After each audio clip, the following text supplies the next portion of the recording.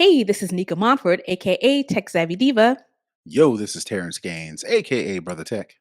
and welcome to the SnobOS Show, the show for Apple snobs where we talk all things Apple and then some. Welcome back, everybody, to our latest episode. We definitely want to thank you for tuning in.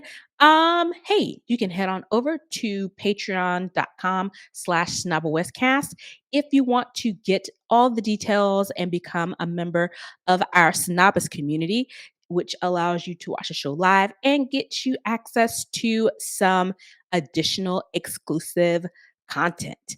So, with that being said, when Brother Tech gets his camera back going, I can hear you. It's just my okay. camera's tripping. I don't know what's going on. It just decided to switch. There it is. At one point, my camera was doing that. It would not. It kept doing the FaceTime camera. It wouldn't do my external. I was like, why won't Hmm. you recognize it? It was funky. But anyway, we're gonna jump into the lowdown where we talk all things Apple. Quite a few things to cover this week in our Apple only segment, starting off with some updates. So, Apple released iOS 16.7.1, and this is for all users who have not fully embraced iOS 17 yet. Or don't Whether have a compatible device. Right. Whether your device isn't compatible or whether you're like, you know what, I'm good on 16. I don't need this newfangled mess. I'm gonna stay right where I am And I because know I'm people happy like there. that who are wear it like a badge of honor that they do not update their phone. I'm like, all right, don't Okay. text me when you have a problem because the first thing I'm gonna ask you is, did you update your phone? Right. And most of the time they're going to say no. And Mhm. in this particular update, it is some security issues that appear to be updated. And in this article, 9 to 5 Mac, which I pretty much kind of assumed anyway, is basically there was a patch last week for iOS 17, I think it was 17.0.3, that fixed some vulnerability issues. I think they're basically catching up the iOS 16 version to include the security fixes that were found in iOS 17. So, yeah, so please, even if you refuse to upgrade to iOS 17, please make sure if you're on iOS 16, which I hope you are at least, make sure you get this latest update so that you are covered as far as any type of security or vulnerabilities. Also, if you aren't updating your phone to iOS 17, you're likely not updating your iPad if you have one as well. There is an update at 16.7.1 for iPad OS as well. So whether again, same scenario, whether you don't want to or whether your device isn't compatible, you can go ahead and get that as well. And again, as we always say, especially when it relates to security fixes, please do your updates. You may not want all of the bells and whistles, but when it comes to security, please update your phones to keep your device protected and safe from any type of bad actors that would use that exploit to come into your phone or get some of your personal privileged information. Absolutely. All right. Speaking of another update, um, AirPod 2 gets a firmware update. And this is for both the USB-C cases and the Lightning cases, All right. but the update itself is for the earbuds themselves, just the individual, things you pop in your ear, not Hmm. necessarily just the case. So this update, I think the build number is 6A303. Again, you can't manually update your AirPods when your AirPods are connected to your phone. You'll go ahead and get the update. There is a way to verify that you are on the correct version. Go to your settings app, go to Bluetooth, find the AirPods that you currently use, click the little I button, and then look for the firmware version number. And again, that firmware version number to verify that you have the update, it is 6A as in alpha 303. All right. So, yeah, if you, like I said, if you want to check, you can, but typically they're updated whenever they're connected. So if you're using your AirPods Generation 2, um, you should be good. I wonder why Whether they don't post what the updates are for the what firm up bleh, what updates, if any, are Yeah, included in these AirPods. I know it's a firmware update, and people don't say much for firmware, but I'm pretty sure it's more than firmware. They are updating some features. They are editing some settings, which is more than just a firmware update. yeah. And it says in this article, today's update likely focuses on fine tuning the features that were just included in iOS 17, which is the adaptive audio, conversation awareness, and the personalized volume. So maybe there were some thresholds that were kind of off when it comes to those things, and maybe that firmware fixed, updated those. It would be nice to know what generally, because they're not going to typically give us specifics like we just talked about with the iOS 16.7.1 update. It was like security vulnerabilities. I mean, at least give us a broad spectrum of what's going on rather than just, hey, a new firmware, you got it, yay, Hmm. continue using it. So yeah, it's very interesting to see. I would be really interested to talk to some of the product managers over Apple just to Like kind that. of find out like some of the decisions that they make, you know, the ethos around, Apple, some things that we know that they're going to do. Like, how do they come to decision that this is what they were going to do? Because typically with Apple, once they make a decision on how a process is going to run, Hmm. changing it is not very likely, and if they do, it's like it's a deal. It's a big deal if they change the way they process, when it comes to when they release new products. But that's kind of makes sense because you're on a product roadmap. But like things like making the decision not to tell people what they fixed Oh, or what is included in the update. Like yeah, right. what goes into when you have those conversations, is it just a holdover from Steve Jobs and the way his ethos was? Or is there an intentional reason why they don't include, some specifics when it comes to stuff like this? But I'd be interested to know. But that's just me. All right. We are on the third round of betas for the upcoming iOS 17.1, watchOS 10.1, and tvOS 17.1, and macOS 14.1. So the dot ones from the latest releases that we got in September. Um, they are releasing these betas pretty fast, quick, and in a hurry. So I'm suspecting we may get 17.1 if I'm being optimistic, sometime in the next couple months, maybe? Because the way that they are rolling out these updates is it's been on like a 1 to 2 week cadence when we get a new set of betas. Hmm. Um, with this particular set of betas, what we can look forward to is Apple enabling music and airdrop features, the new double tap feature on the Series 9 Apple Watch and the Ultra 2. Apple Music gets a bit of a refresh with the way that you manage your playlist. Also, creating custom artwork for your playlist within the app. So you don't have to go create something outside and bring it in. What else are they saying that's in here? AirDrop is getting a feature for extended AirDrop sessions over the internet when you're Right. out of Versus AirDrop rooms. Bluetooth. Right, Hmm. right. So that's interesting. I think it's going to give a little bit more flexibility when you're trying to drop something. Standby mode is getting a bit of an enhancement.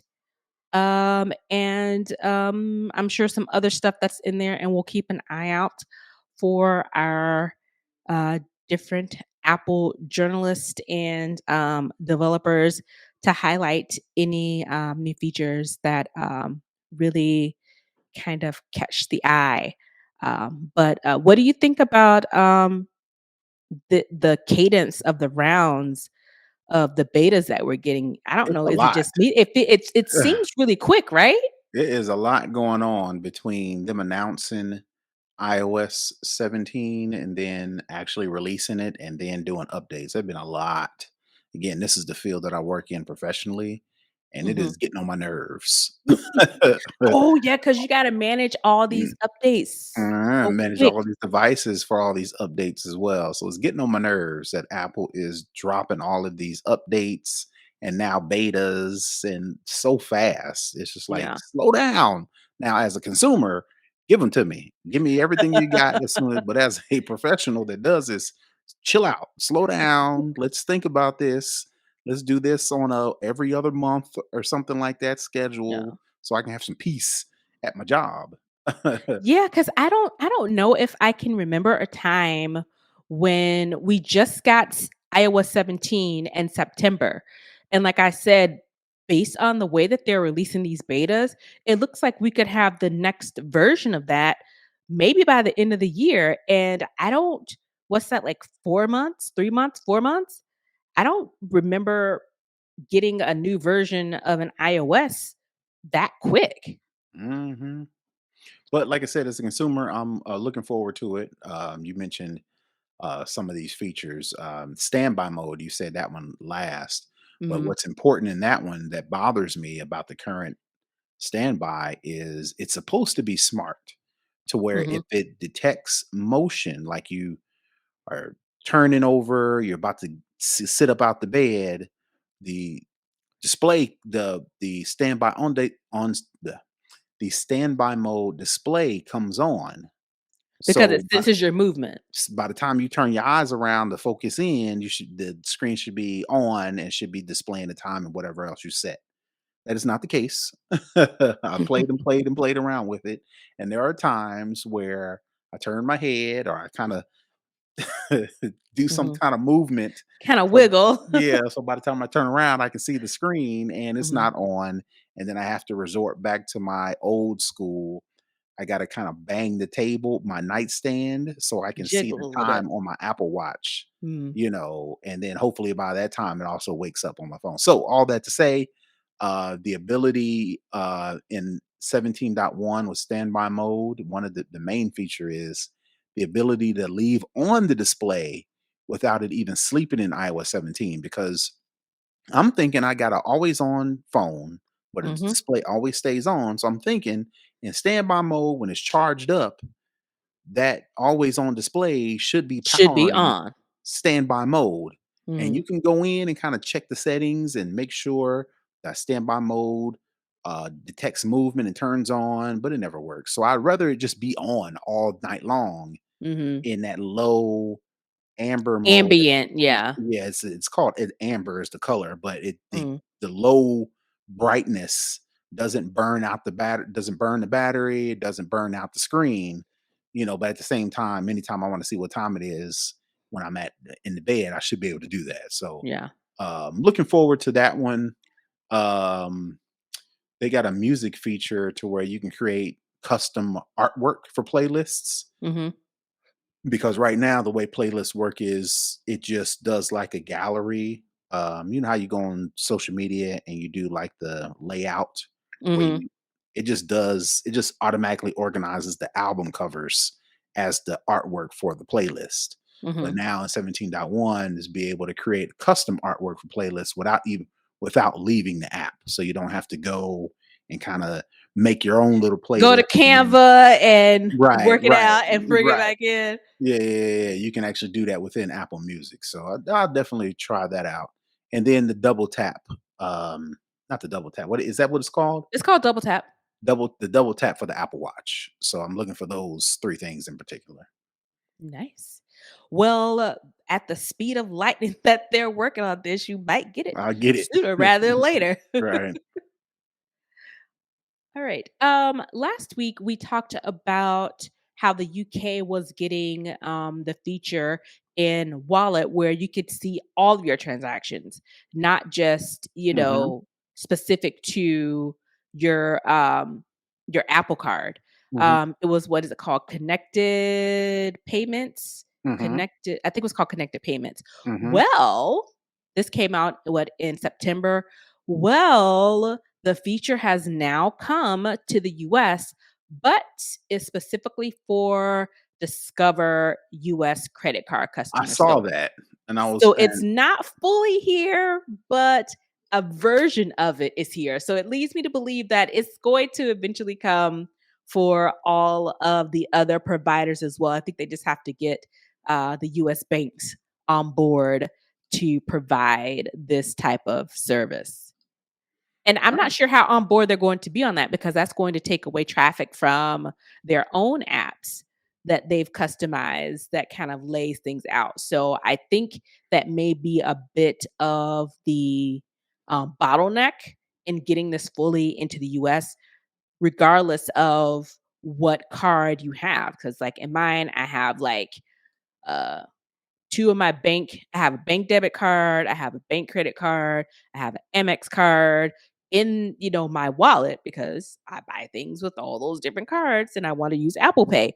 So, I think, getting that pulled in on the US, I think some of the banks, um, may not be so happy with this all now being included in Apple's native wallet, and S it so leaves people not having to necessarily go to their bank's app, well, right? just as a at a glance, they will not have to go to their bank. Like, if I swipe my Discover not my yeah, if I swipe my Discover card, not use Apple Pay, I actually swipe it, Mhm, I can then go into the wallet app, open up the Discover card, and see those transactions, whether or not I did it on Apple Pay or not, right? mhm, right. But with the wallet app right now, you can just see it. Can't really do anything. You Now the just see the moment card there Right. Now the moment you click on a transaction, it'll pull you out of wallet and it'll take you to the Discover to your app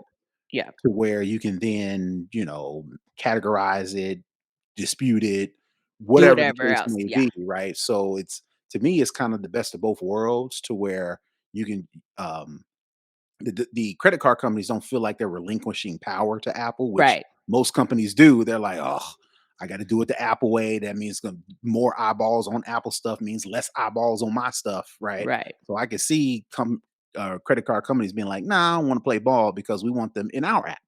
If they're mhm, in the wallet app doing everything, then they're not going to come on our app. We're not going to get that traffic. We're not going to get those upselling opportunities, right? mhm. Well, the way this works is kind of like in the middle to where all you can see are transactions. You can't Transactions in history. right, can't Wait, balances and transaction history. right, balances and transaction history. Now, the second you wanna do something, which most people, once they see a transaction, they want more details, they wanna see more stuff, right? Yeah, The second you click on it, it'll take you to the company's app to where they can then do whatever they need to, but just as a quick way to see my transactions, especially with fraud and all these things going on, yeah, I wanna be able to get to them as fast as possible, and if that just means opening up the wallet app versus like, "Alright, let me download the Discover app and, oh, let me sign in and, oh, I forgot my password." You gotta jump through all those steps. yeah. Meanwhile, somebody running up your credit card, It's you having a know field day. Right, right. I'd much rather be able to see those quickly,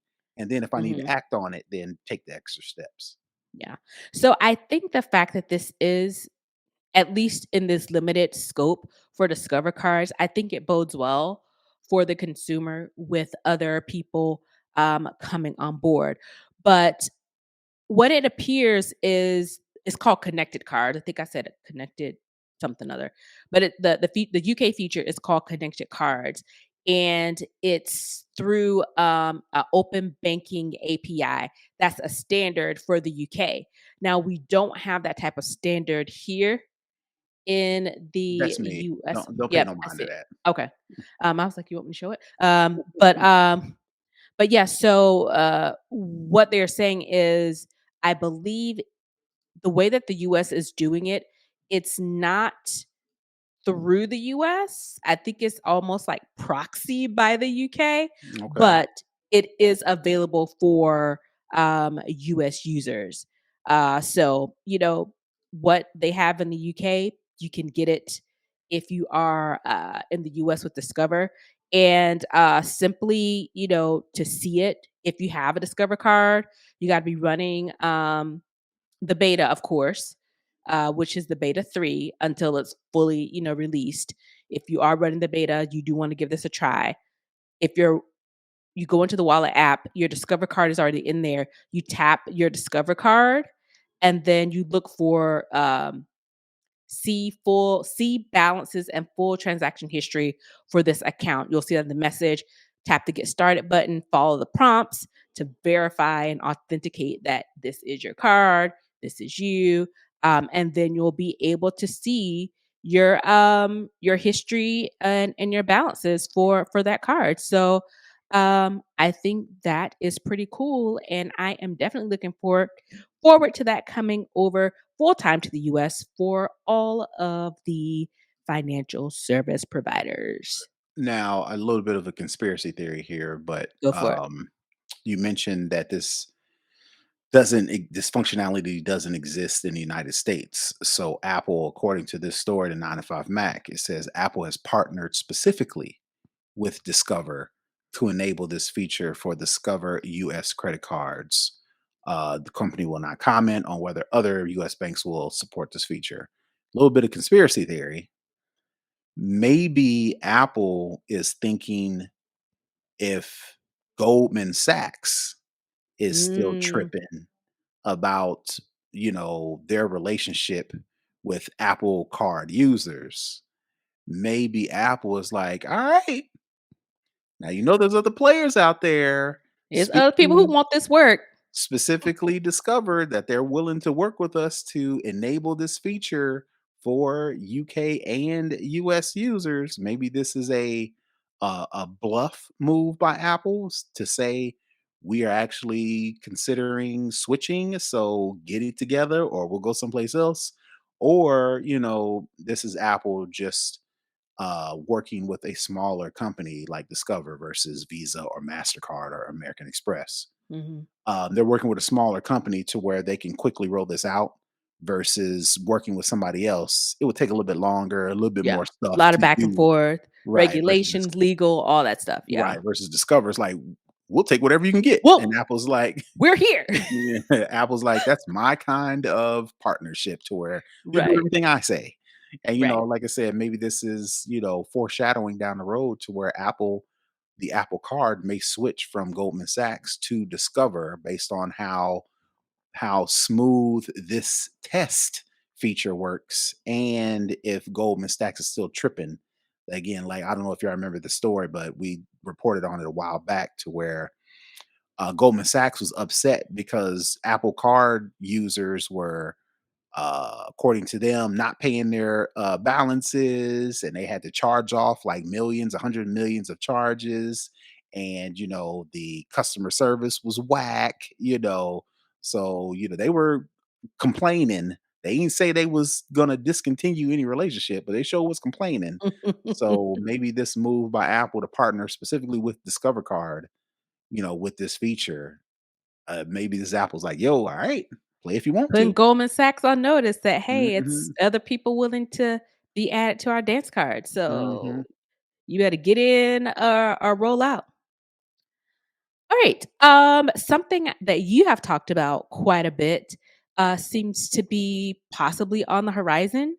On the story from Culta Mac, it looks like wireless charging may soon be coming to Apple, but on the iPad, and mhm, two, it's going to be through the glass, not mhm, necessarily on the back. mhm, As I was reading this really made me think back to my forlorn wish for the Apple Powermat. mhm, This may be their answer to that, where they don't necessarily have a separate device that you can just kind of leave out to put on there.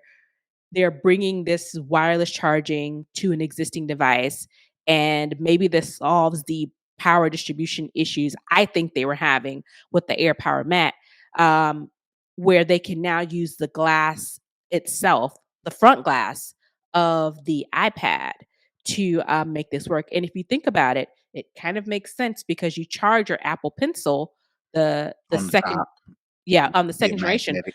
by magnetically just connecting. It's just like, and it just like sticks and it charges. Mhm. So that's kind of the approach I think that they're taking. So you'll be able to do, your AirPods or your phone. And again, this would be through quote, it's called through display wireless charging. And a patent was filed. Of course, from Apple. A personal electronic device, i.e., a tablet, may be configured to wirelessly charge an accessory, i.e., a stylus, through the display face of the device. So, this essentially is making the iPad a wireless charging surface. So, the only reason why I can think Apple is doing this is because of the materials that Apple loves to tout when they launch a new device. Like, for instance, this past go around, it was, oh, titanium, titanium, titanium. Then Neutral, carbon. last year, year before, it was aluminum, high grade, something, something aluminum. And then the Hmm. years before that, it was glass backs, right? Hmm. What I'm thinking, even with the Powermat display that you mentioned, I think maybe the problem was with Apple, and this is just me spitballing here. The materials that they use to make iPhones were not conducive enough to support the charging, right?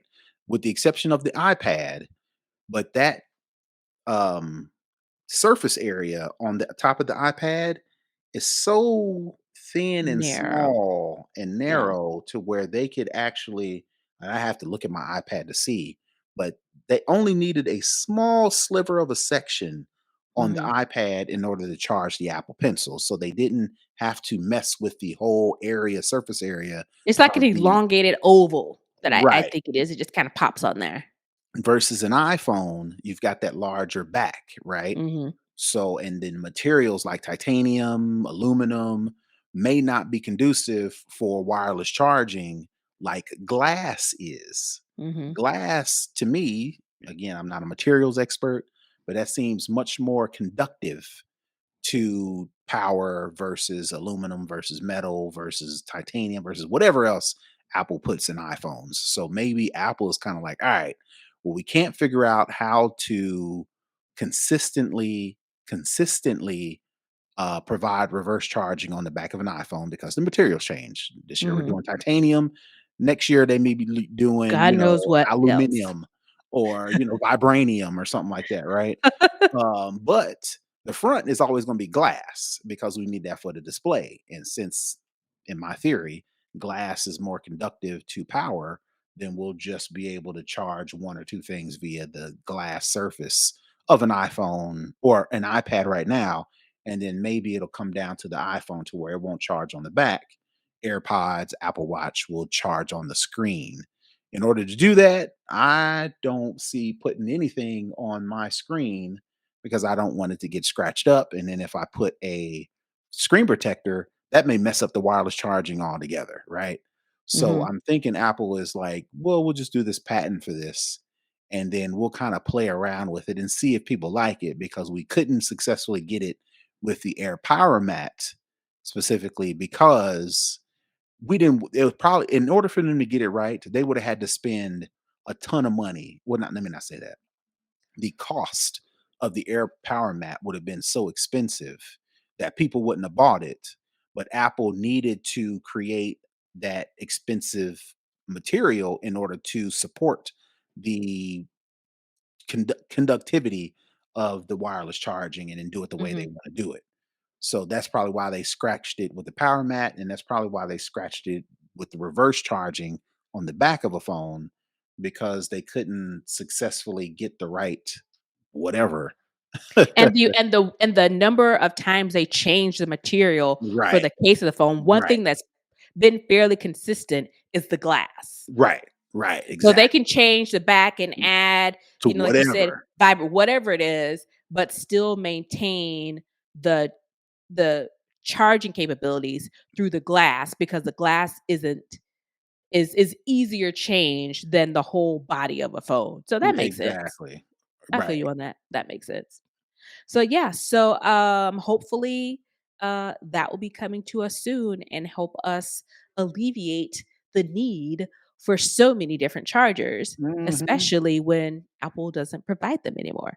Right, So right, and yeah, especially when some of these things don't need a bunch of charge. yeah, We just need to sit it on there for, like, 15 minutes. yeah. You know, Get that the rapid charging, get right, us, I just need to back charge my up. watch real quick. I just need to charge my AirPods. I don't need to charge no power up no laptop or nothing like that. Right. I just need a couple s real quick. Let me charge Just up a little juice. my AirPods so I can Just a finish this little zzz. workout. Yeah. Okay, that is going to wrap up the lowdown for this week. We're going to head on over into second string where we talk all other tech. So I came across this particular article from a follow on Twitter. It was recommended by Allison Sheridan over at Podfeed. Mhm. Um, Shout out to uh, Allison Sheridan. and she emailed me about this person. She's a physics professor at University of New Hampshire.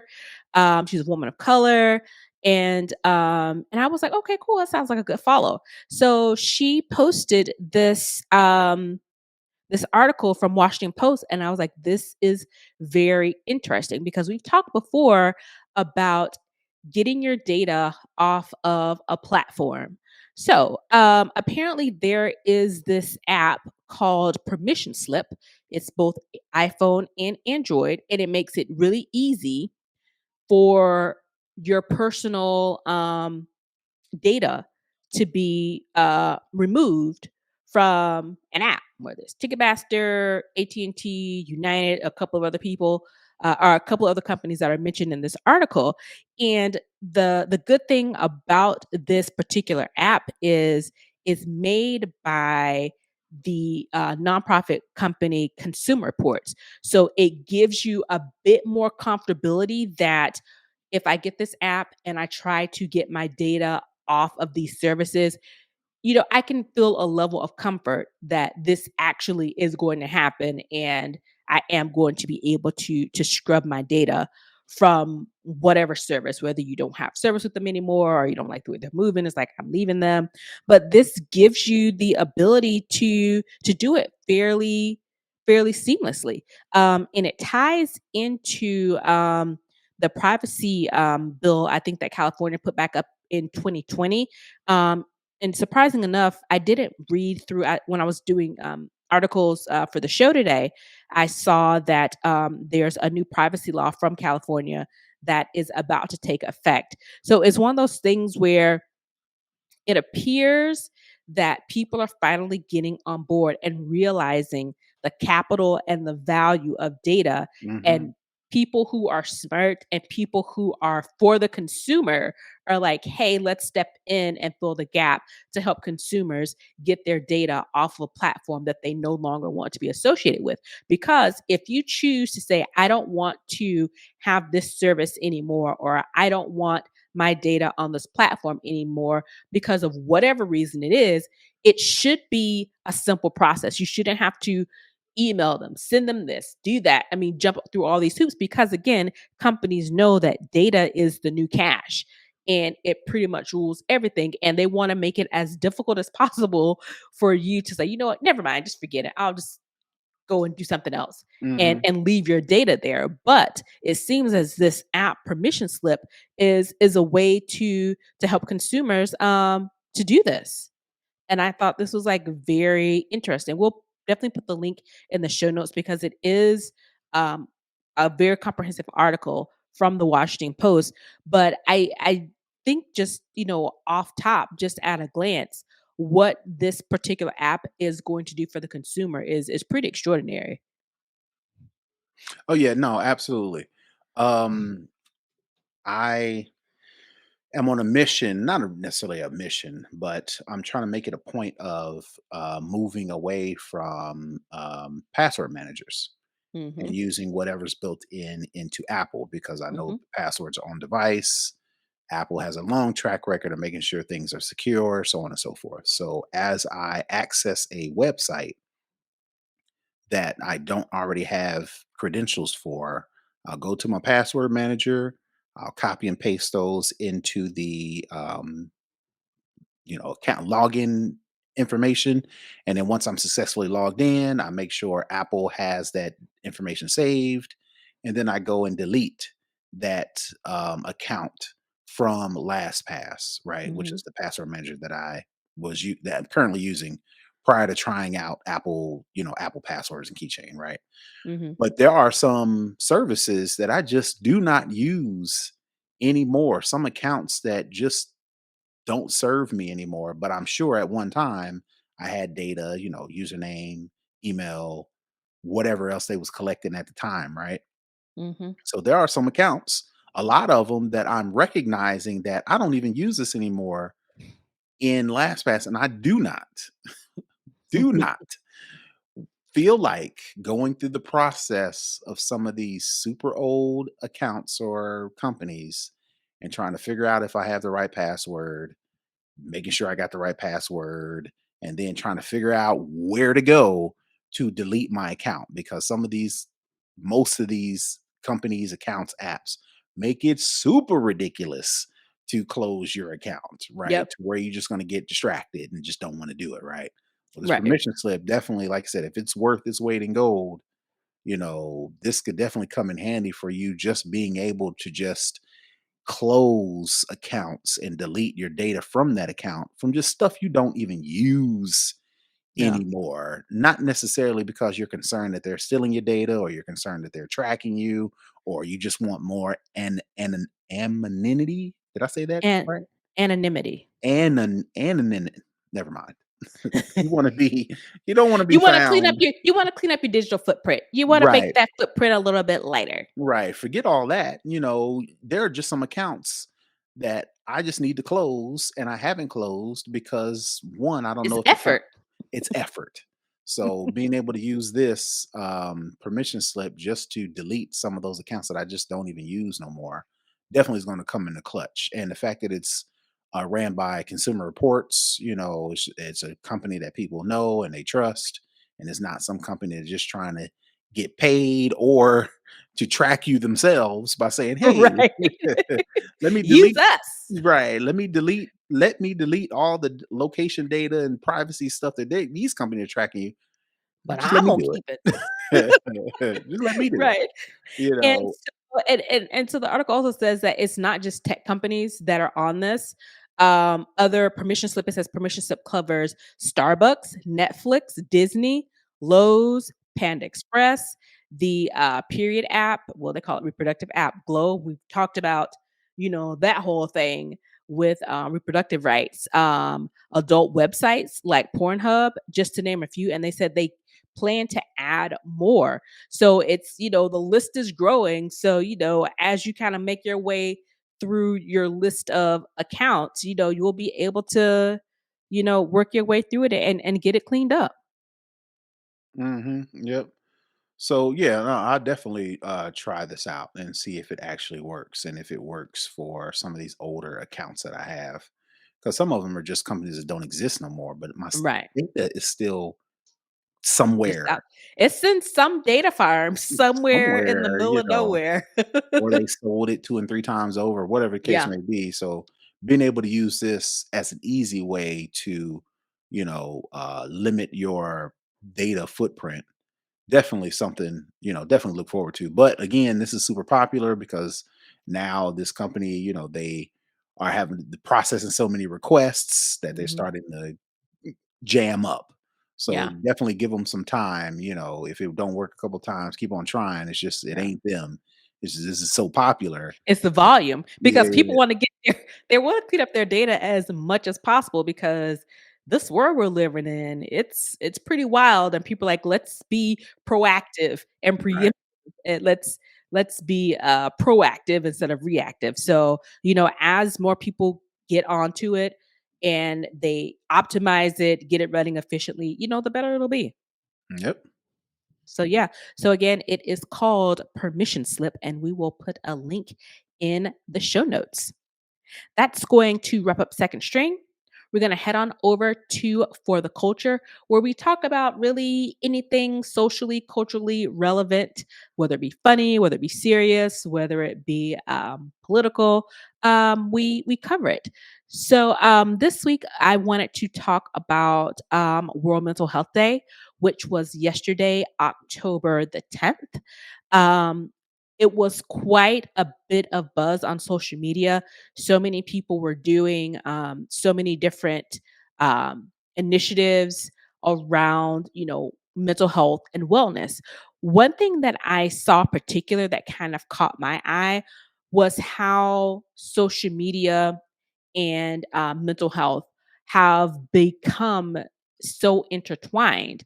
I saw this initially on, I think it was Good Morning America, I think, one of the morning shows. And they talked about Carson Daly. He used to be one of the big time MTV VJs, and Hmm. now he's transitioned into hosting and all these different things. Well, he's a member of the executive board for don't I don't know the name of of Hmm.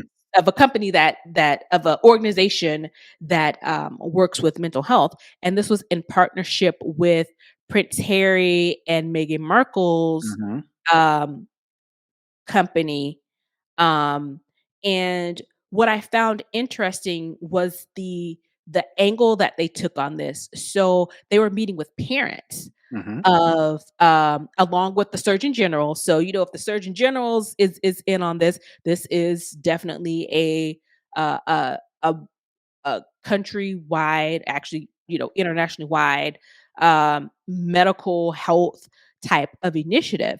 Hmm. So they talked to parents whose children have died as it relates to mental health and social media, Mm. whether it be from bullying, whether it be from, suicide. I think you're not supposed to say suicide anymore, you're supposed to say unalived.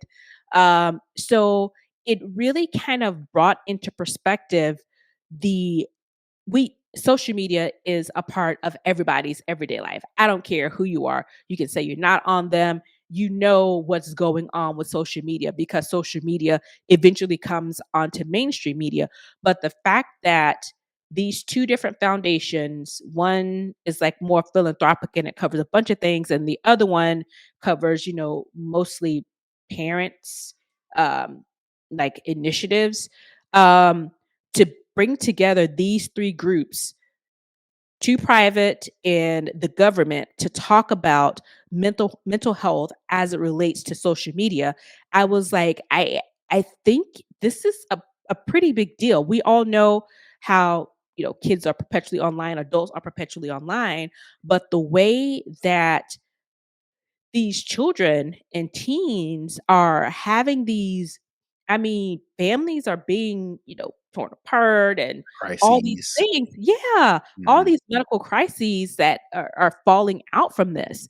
And I was like, this is you when you see mental health, you normally think about depression and some of the other medical disorders like schizophrenia, those types of things.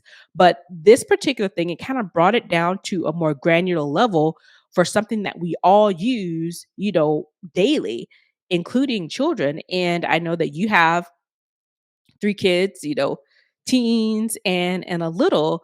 I guess, how do you manage you know social media from that perspective of a parent, and talking to your kids about what to look for, what to be aware of, whether it be from predators or just their friends or people from school, bullying, or that type of thing. How, I guess, have you noticed any type of how it affects their kind of psyche or how their involvement is with it? Um, Luckily, I have kids so far who um from what I can tell, are not overly stimulated by social media. My kids are on social media. My oldest daughter has an Instagram and has Snapchat, and both of my girls have TikTok and YouTube. My son does um, he watches YouTube with our supervision. So, he doesn't have it on his tablet, but we sit down and let him watch YouTube, certain content. And then he just watches like videos on like Disney and things like that. So that is the Mhm, extent of my kids' social media. Now, as mhm, far as their activity on it, luckily, my kids are not overly stimulated with it. They just mhm, consume it and then going about their day, with the exception like Instagram, they post pictures of what's going on, but they, mhm. from what I can tell, are not so heavily involved to where they are commenting on people's posts, and it takes up the majority of their social media time. They're just similar to me. I'm kind of like a Mm, consumer. You flip through, flip through, flip through, ha ha ha, share a meme, and then that's about it. So, mhm. but again, like you mentioned, there are kids out here that, I mean, are overly stimulated. It is all that they can do, whether they're trying to be influencers or whether they just get that dopamine rush when they post something and it gets The a likes. Yeah. right, gets a lot of likes, gets a whatever the case may be. That is the whole purpose of me getting on social media is to get that dopamine, that hit, right? Mhm, Luckily, my kids don't have that, but there are a lot of kids who do, and mhm. this is just the sign of times, right? Yeah. You can't put the genie back in the box. I was reading, as you were going through your spiel, I was reading, Prince Harry and Duchess Meghan were talking about, had this meeting or was on this panel, and one of the things that they wanted to do was they called for social media platforms to adopt better content moderation policies and other fixes, saying modifications need to be made to addictive apps that can harm young people's mental health. None of that's happening. These companies are not going to adopt better content moderation policies because we are the ones providing the content. Now, Mhm. if Facebook was providing all the content and all we were doing was consuming and responding to, then they could moderate the crap out of it. But since we, the users that are providing the content, there is no fathomable way possible that these companies can moderate this content, even if they had armies of people sitting in uh, stories of cubicle laced Just offices. watching it all day, just yeah, Right, right. There's no way that they could combat the sheer amount of content that users yeah. are putting up there every single second. So, I mean, I hate to be a cynic and pessimistic, but forcing, coercing, begging, pleading companies, social media companies to do better, it's not happening. Some of it is because of greed. Well, a lot of it is probably because of greed. But the other half is there's no way to be able to come up with a It's a lot of system. catch up. It's a It will be a lot of lot of catch up catch up. and then staying ahead of it. Not only do you Yeah, have to catch up, then you got to stay ahead of it, find out what yeah, the new trends are coming, yeah. what people are doing with the content in order to kind of, get people to say, hey, make sure this ain't real. That takes a lot of Mhm. work. And these companies Yeah. either laziness, greed, or just can't A do it. combination of both. It's just not going to happen. So what does that Yeah, mean, right? yeah. That means if you are a parent and you're concerned about what your kids are doing, what we try to do is just make sure to talk to our kids and find out what they're into and what they're interested in and what their likes are and how their relationships with their friends are going. Surprisingly, a lot of parents just don't have those conversations. The kids they wake up in the morning, they make sure the kids eat, make sure they aren't ashy, make sure their clothes are not they fit. And then that is the extent of parental involvement with kids leave once they leave the house, and then once they come home, again, make sure they ate, make sure they wash their butts, make sure they, make sure, they You got your complete their homework done. make sure they're completing their homework, Yeah, class assignments, and that's it. yeah, Until something goes wrong, and then you see the parents on the news media, you see them in the social media, and they start yeah. foundations, and they whatever the case may be. I'm not saying, I'm not saying that's what all these parents, that's the timeline, but I guarantee you there are a lot of parents who, either by ignorance or stupidity, just don't talk to their kids as it relates to social media. Ignorance meaning I'm not putting in the time to find out what my kid is doing, and stupidity, I don't want to know, because if I Yeah. go poking, I'm gonna find something, and I just rather not know. Right? That to me, And that's that's what y- and that's go what ahead. one of the parents said, Hmm. is that when, one of their daughter's friends was concerned and they told their parent, and then that parent called the young lady's parents and said, "Hey, I'm concerned about your daughter, we wanna go check on her." And then when they went to check on her, her door was locked. They were able to go in, and when they got in there, they saw the child, she was 14, she had hung herself Hmm. from a video, and the parents was like, she wouldn't have known how to do any of that had she not seen the video. And the video in question was someone, it wasn't like they were trying to unalive themselves. It was just showing, how you would do it. And, they weren't trying to do it themselves, but it was like, if you wanted to, this is how you would do it.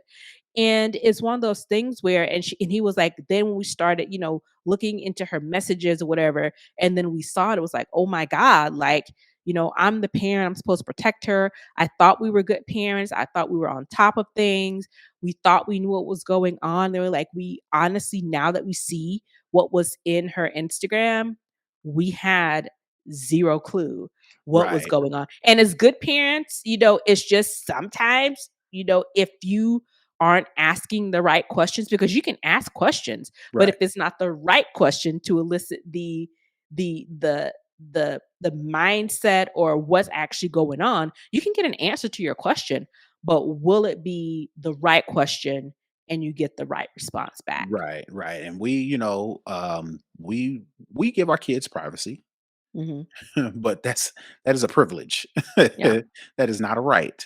Yeah. So, every once in a while we dig through her stuff in her room, and every once in a Mhm. while she's at school, we'll go get the beauty of Apple and iCloud is she takes her phone and takes it to school. I can still go to her computer, go to her tablet, and check her messages, find out what's going on. And we do that every once in a while. We don't, it's not a scheduled thing like, all right, bring me your phone, let's Mhm. talk about this, but like again, we try our best to make sure we know what's going on in our kids' lives.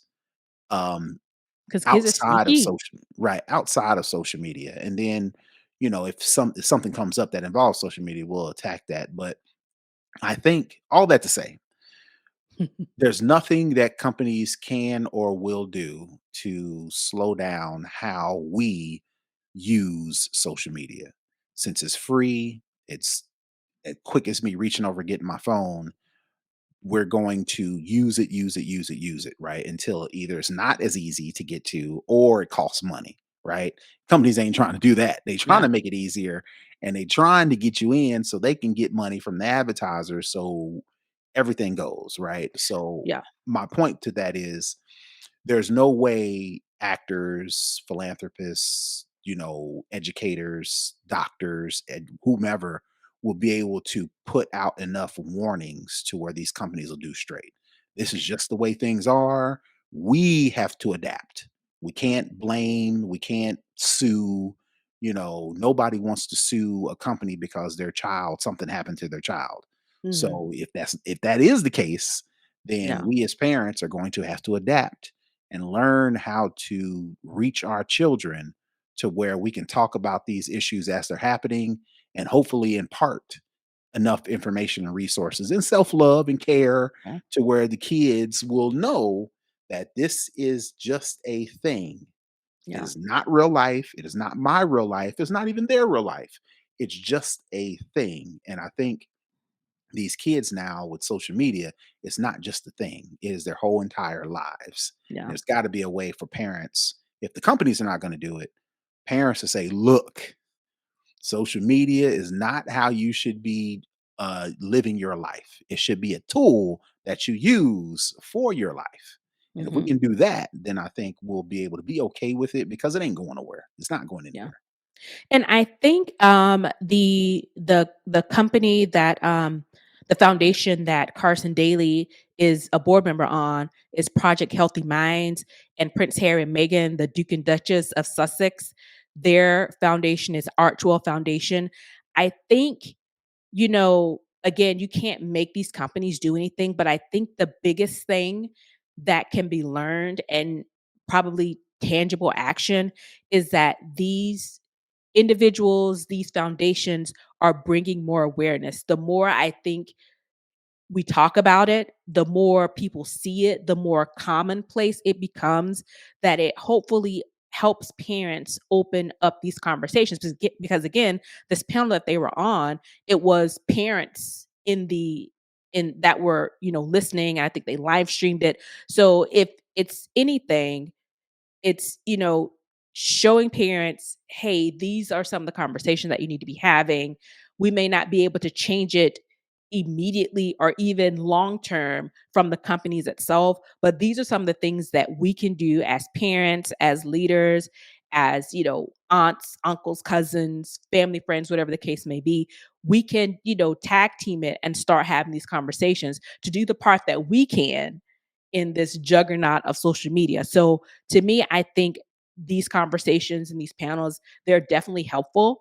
Again, I don't think they'll really change the mind of corporate greed and capitalism, but it may just put the thought and change the mind of people who are involved in the lives of children and teens to start having meaningful conversations that get us to the place where, we can start to see the signs and hopefully help to prevent some of these tragedies that are happening with these kids and teens. Yeah. Um, definitely, we'll put the link in the show notes. I found an article about it that we'll put in the show notes, that gives a little bit more context around it. Gives some helpful hints, some things that you can do as an individual, as an adult, to try and help combat this. Because at this point, I think that's really the only way that we're going to start to get a hold over, some of the things on social media. And you know there are adults who need the same type of information as well, because there are adults who are so enamored and so covered with social media, they don't quite see the cutoff point of what's real and what's just for show online. Yeah. Yep. Great. That is going to wrap up for the culture. Let's head on over to the hookup for our tech tip of the week. All right. All right. More or less of a tip, more of a suggestion. I been on the road past couple. Last weekend, I'm going to be on the road again this weekend, and I found a couple of products that I think probably people should take a look at. As far, especially like charging now. We got a bunch of different cables. We got USB C versus it's USB A and Lightning, and charging and things of that nature. So I've got two products that I want people to check out. Both of them are on Amazon. The first one is a Anchor magnetic power bank, and for those who are watching, for those who are listening, you just have to pretend me holding stuff up. But for those who are watching via live or via YouTube, definitely go check us out. SnobOS Cast on YouTube and SnobOS Cast on Patreon. But the first item that I have is a Anchor magnetic power bank.